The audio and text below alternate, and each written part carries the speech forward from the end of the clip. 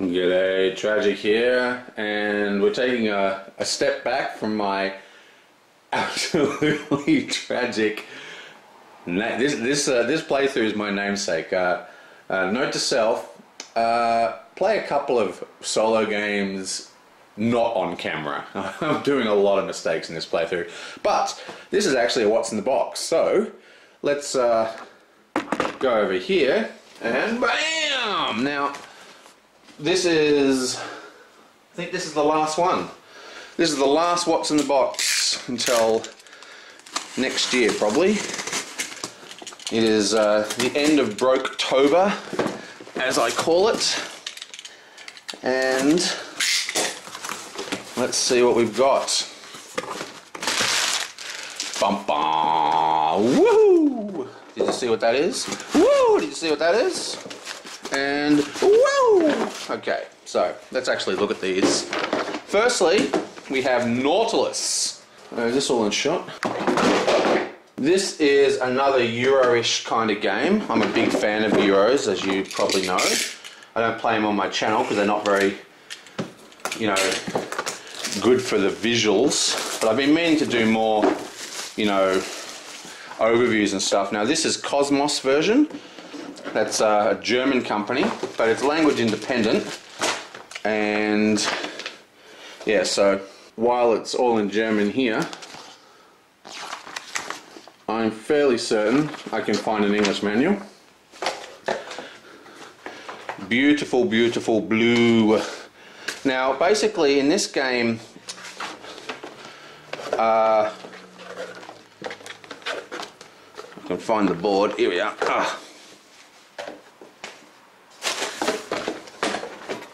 And this game uses a kind of this sort of action wheel thing, okay? So it has all the actions. So you're building sails, masts, sailors, money, trading, and basically you're building different types of ships. You build all these different ships, and then you've got to trade goods. So it's a trading game, Euro kind of thing. See, this is, you might notice this looks a little bit like, these ships look a little bit like what's it called, Puerto Rico, with the separations of squares on them, and different speed sails and all sorts of stuff. Now, this is by one of my favorite designers, or should I say like a team of designers. These guys up here, Wolfgang and Mikhail. So Kramer and Kiesling. Now Kramer and Kiesling do a number of fantastic games. Pretty much every game they do is fantastic. I love their stuff. But a lot of their games never make it to an English print for some reason. But anyway, got it. Woohoo! The other one is Jamaica. Now I bought this specifically because she wants a game. She wanted me to buy a game that's more like, Monopoly or Cluedo, like a very family-friendly game that she can play because she doesn't like all the complicated games that I like. And often when we come over, she's my brother's wife, and often when she comes over, we play games, and she wanted something a lot more simple. So here it is. Can't get much more simple than this game. It's a lot of different manuals. I guess they're all different languages. This is a very, very cool game. It's very, very simple. It's just roll and move, basically. Well, not quite, but almost. Very, very fun. Very light game. And it's just basically a race around the Caribbean. It's got a beautiful, absolutely gorgeous board. And you move across here and you fire cannons at each other and you have like this sort of card offer here. It's a very, very famous game. You probably all know it. But if you're looking for a family game, but you're not interested in, getting Monopoly or Cluedo or something like that, then this is, in my opinion, probably the best choice available. I mean, this is the board game for families and non-gamers and gamers alike. It's just a catch-all. Fantastic game. I finally got a copy because it's been out of print for God knows how long. And talking about out of print for God knows how long, Trajan! Whoa, one of my favourite games of all time. This is one of the games that got me back into board gaming, like in a serious way. Trajan is absolutely hardcore Stefan Feld, one of his more famous. Now, I love Stefan Feld, he's one of my favorite designers. I actually think Luna is one of his most underrated classics. This game is beyond good. Now, this game is a typical Feld kind of game, and this is what I call an efficiency game. It's all about being really efficient with your moves. Now, some people find that frustrating, but I find it incredibly challenging. I mean, these are games based on strategic thinking, skill, luck is minimized. Well, there's a bit of luck in here because it uses a similar mechanic you've probably seen recently in Five Tribes, which, by the way, is on order. So yeah, this isn't the last package, but it's close. But yeah, fantastic game, and one that I've been wanting to get a hold of for a long time because my copy was given away to a mate when I moved back to Sydney from Melbourne, and now I've got it back. Woohoo!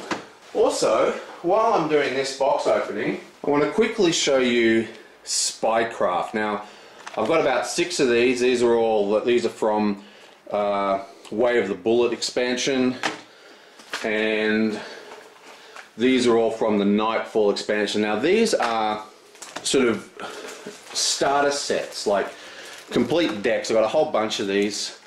I've got 5 of these big ones. I've got 10 of these big ones. Now 5 each. What's interesting is this is a collector card game, and I don't usually buy old out-of-date collector card games, but there's no plans to reprint this as yet, and it's a I love this game. And when I found out that, well, I was just browsing eBay and I found a whole bunch of these starter decks, which are complete decks you can just pick up and start using, and it cost me like $20 for all this crap. And there's like, I've got doubles of all this set, which is kind of cool because not only does it has a starter deck, it has a booster inside it, so there's some random foils and stuff. And in here we have another set from the next thing. I've got like another 6 of these. But what is this game? This game is one of the most interesting card games around, in my opinion. Basically, it's a James Bond kind of setting, like sort of spies, but think Roger Moore James Bond, you know, like super villains living on the bottom of the ocean in underwater cities and, you know, having moon bases and stuff, that kind of James Bond setting. And it has a lot of mechanics that were so ahead of its time. For example, it has faction cards that you see in all the FFG games nowadays. This is an old CCG, and it has this modern idea of factions, this was really rare for the time. So it's a faction with its own power and its own faction cards. Then you have these leader cards. So leader, there should be 4 of them. It's probably all mixed up, but there's 4 leaders, right? And they rate in rating. So this is a level 4 leader, this is a level 17 leader, and this works out as how the costing works when you do your costing. It's got an extremely robust and really loose costing system. So there's no mana problems, there's no costing problems. It's all about strategic play rather than, you know, the mechanics of deck building, which is really interesting. But the most interesting part is, then you got agents, which are just like, you know, characters. But the most interesting part is every single card in the entire game, except for the leaders. So you start with your lowest leader in play, and your other 3 leaders are face down in a stack of 3. And then you gradually bring them into play, and as you bring in more leaders, you can pay for higher cost cards. But anyway, every single card in this game can be played face down. In fact, you always play face down. Every card is played face down, because it's all about spying and subterfuge. But the interesting thing is every card can be played to pretend it's another card. So this card here is an agent, right? And that's like a character. But I could play this here, which is an action, which is basically like an instant or something. I could play this face down and say, well, I've played an agent, and put in the area of the board where the agents go, and it's pretending to be an agent. So he thinks that I have more agent cards than I actually do. when it's revealed, or whether he uses an espionage action to reveal it, and it turns out not to be an agent, it gets discarded. The actual ability of the card's lost, you're just using it as a bluff. And every single card can be done like this. So, for example, this is a gear attachment, which attaches to an agent. I could play that as an agent, or I could play it, so say I had an agent down like that, I could play the attachment like this, and so that's faking to be an attachment, that's faking to be an agent, or you turn it over and it actually is, well in this case it's a leader, that's illegal, just an example, and then it actually is what I'm saying. Or I could play, say, an agent down and then another agent as a fake attachment, and then when they're revealed, I said, well, that's actually chuck that out. It's not actually an agent. So much bluffing. It's incredibly complicated bluffing game. One of the most coolest games around, in my opinion. Absolutely fantastic. But that's not the end of its innovation. So it's kind of got that Netrunner bluffing. It's got those Netrunner IDs, and remember, the ID system was introduced by FFG. It wasn't in the original Netrunner. But it's also got, it doesn't stop there, there's more stuff in this game that's awesome. Here we are. You fight over a mission deck, okay? Now these missions come out, 2 of them are revealed and the other 5 are face down, and then there's a stack of missions. Now these missions are like assignments that you send people on, and they have, you know, this one example, fight, private and transport +4.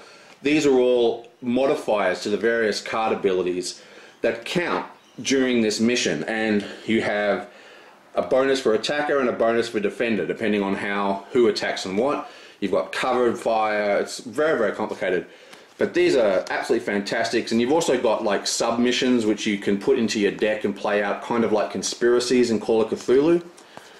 Absolutely beyond its time, beyond its time. I'm not sure why this game failed. I think it failed because it was just oversaturated the market at the time. But yeah, absolutely fantastic game, and I should have... See, the problem with this is it's a collector card game, so...